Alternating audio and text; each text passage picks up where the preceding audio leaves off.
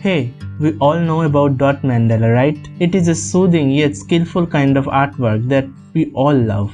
Today I am going to open a dot mandala tool that I recently bought from Amazon, and in this video we will unbox it, review it and see whether it is worth buying or not.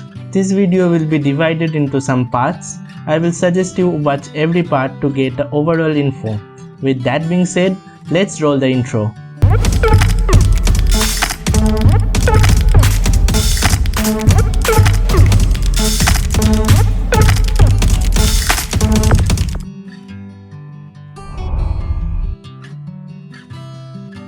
This is the box I get from Amazon after ordering it. Now let's just unbox to see what's inside. Using a scissor, I am just unboxing it. I bought it in 145 rupees, but you can get it even cheaper if you buy it from a local store. From the cardboard board we get our dot mandala tool. So this was the dot mandala tool, which comes with set of 5 tools.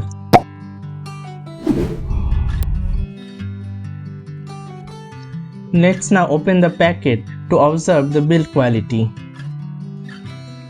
As you can see, the top and the bottom part is made up of metal and the body is made up of a wooden material. Each of the tool has a different tip size so that you can make different size of dots. The material feels strong and sturdy, so I would feel it is worth paying 145 rupees for this tool.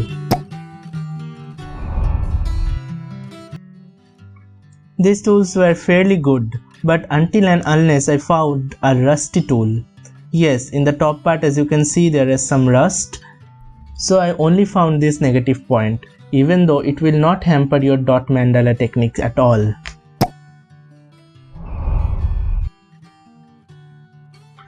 Now let's have a look of some clips where I use this dot mandala tool for my mandala work.